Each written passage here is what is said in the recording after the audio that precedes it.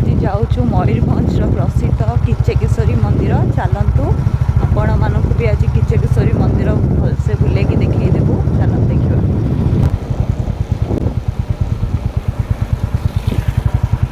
Gate काम चली।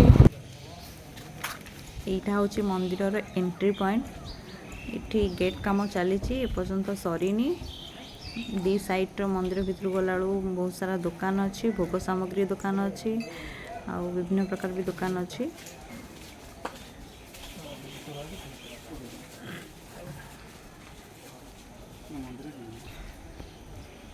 वर्षा होची तो झिपझिप वर्षा लागिक अच्छी। ये जो गछ सब देखी ये गछरे सब जो माने मानसिक रखती सब आनिकी बांधती। ब्राह्मण आसिक पूजा कर गछ मानसिक बांधती।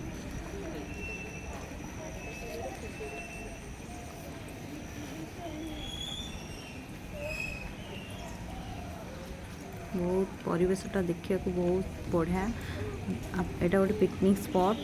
शीत दिन तो बहुत जाम हुए, बहुत लोग आसती दूर दूर जगार आसी पिकनिक मनवा आसती जगह को। सब मानसिक भाई बांधि देखते। आम जाऊे टिकेट कर भोग आणबू, भोग नहीं कि भितर पूजा करूँ।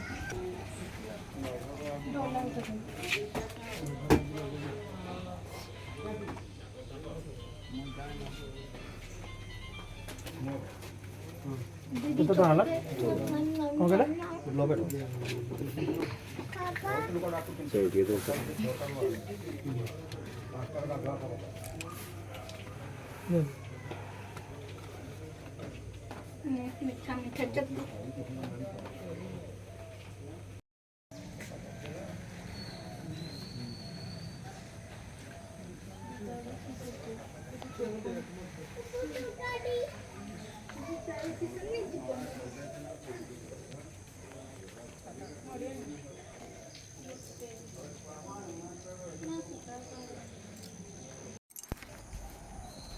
माँ किचकेश्वरी हेउछंती मयूरभंजर आराध्य देवी।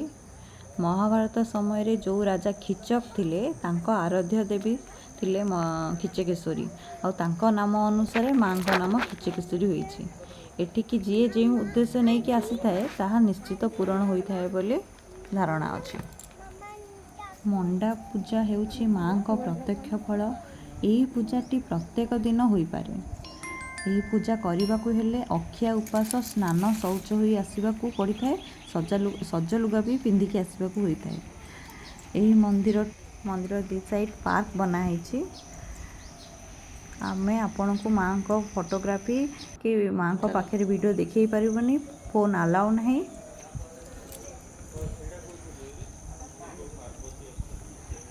इठी कौन कहती कि 7टी मंदिर थिला, तार जो चूड़ाटा देखा जाउछि।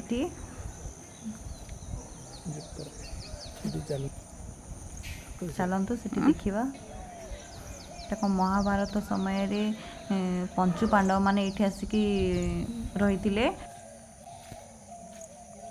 भीमंग पदांकर एटा किछि अंश। एटा को धरिकी मंदिर चारिपटे 7 थर घूरिले जहाँ मानसिक रखि था ताहा पूरण हुए बोली मान्यता अछि।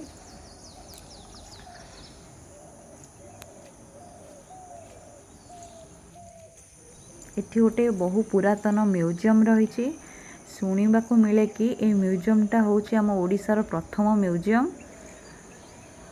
म्यूजियमटी बंद अच्छी। आम जेहेतु बहुत सकाळु आसछु, म्यूजियम पर्यंत खोला हैनी।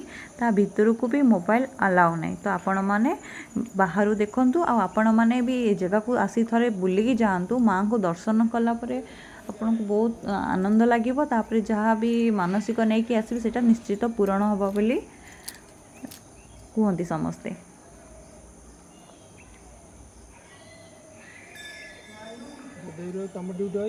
चलतु सेपट साइड को बुलिकी देखा कौन सब रही। तो दी साइड पूरा पार्क बनाई गछ गुछ लगी, चेयर पड़ी। बहुत लोग आसचंती बुलिबा को दशहरा टाइम।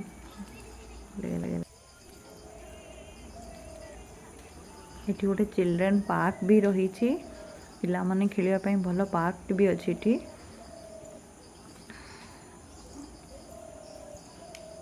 गोटे विश्राम नापी विश्राम घर बनाई। म्यूजियम जो म्यूजियम कौन कौन पार्क भीतर को जावाई चिल्ड्रेन पार्क भीतर को जो टिकेट करने को काउंटरटे जेहेतु वर्षा दिन तो गछ गुच्छ हो जाइए।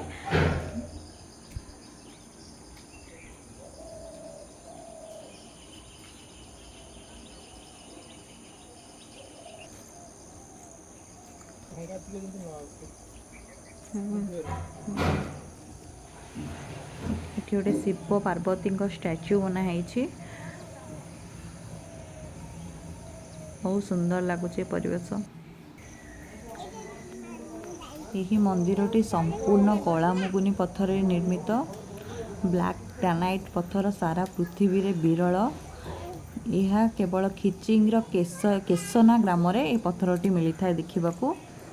देखु कारुकार्य केते सुंदर है। ब्लैक ग्रानाइट पत्थर ये बहुत स्ट्रॉन्ग पत्थर एरा केते सुंदर कारुकार्य होइछि देखंतु।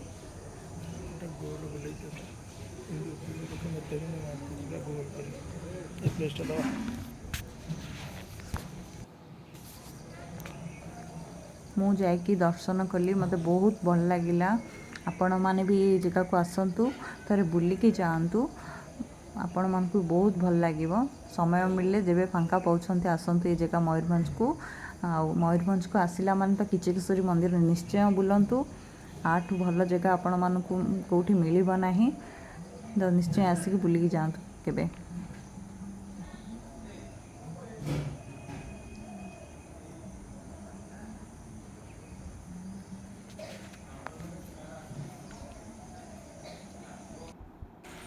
बहुत लोग आसछन्ती बुलिया दु साइड रे बढ़िया पार्क बनाई। इठी भी गोटे विश्राम नेबा बनाई।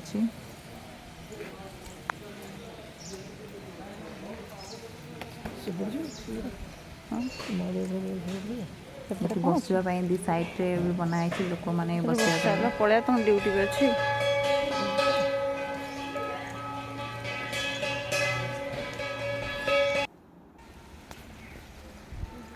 भीतर गोटे पार्क बनाई चलतु बुली देखा कौन अच्छे से पार्क भीतर सब बढ़िया से गछ कटिंग कराई।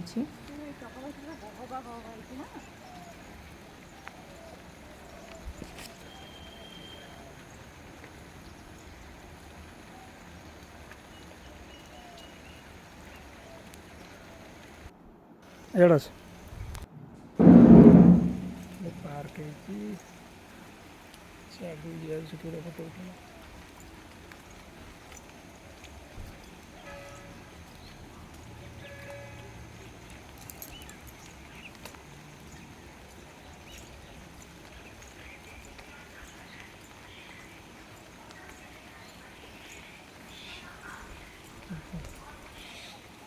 देखो केते सुंदर लगुच। हल्का हल्का वर्षा है गछ गुछ सब सतेज देखा जाउची।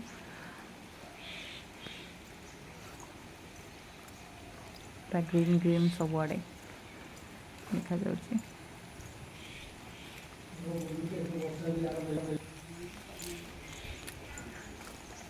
ये भी झिप झिप वर्षा होउची।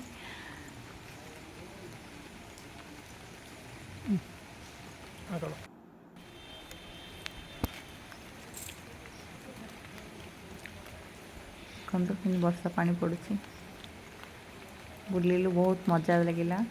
माँ को भी दर्शन कलु बहुत खुशी लगिला।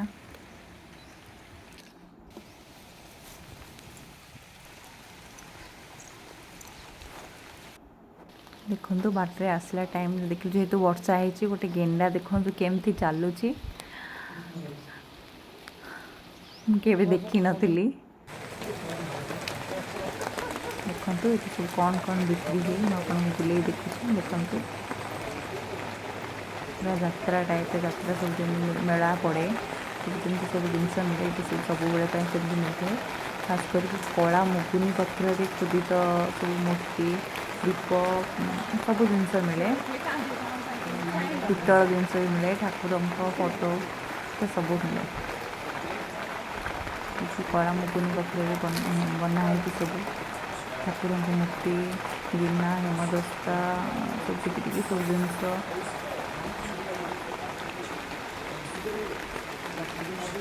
ଏ ଜିନିଷ ଗୁରା ବହୁତ ଦେଖିବାକୁ ବହୁତ ବଢ଼ିଆ ଦେଖାଯାଉଛି, ବହୁତ ଷ୍ଟ୍ରଙ୍ଗ ବି ଏ ପଥରଟା।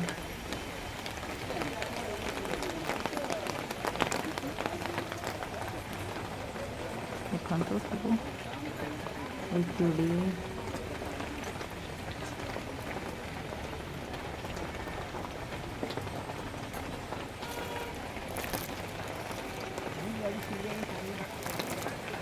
ଖାସ୍ କରି ଠାକୁରଙ୍କ ସାମଗ୍ରୀ ଜିନିଷ ଯାହା ଖୋଜିବେ ଏଠି ମିଳିଯିବ। ଆଉ ଖାସ୍ କରି କଳା ମୁଗୁନି ପଥର କିଛି ବି ଜିନିଷ ଖୋଜିବେ ଏଠି ମିଳିଯିବ। ଆଉ କେଉଁଠି ତ କଳା ମୁଗୁନି ପଥର ଜିନିଷ ମିଳିବନି।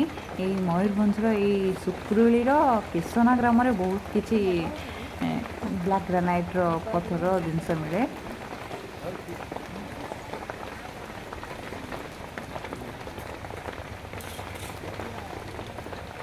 କେତେ ସୁନ୍ଦର ସବୁ ଚୁଡ଼ି ବିକ୍ରି ହେଉଛି, ଏଠି ଶଙ୍ଖ ବିକ୍ରି ହେଉଛି। ଦେଖନ୍ତୁ ଯାହାର ଶଙ୍ଖ ଦରକାର ଥିବ ସେ ବି ଏଠି ଆସି ନେଇପାରିବେ। ଶଙ୍ଖ, ଚୁଡ଼ି ସବୁ କିଛି ମିଳୁଛି ଏଠି।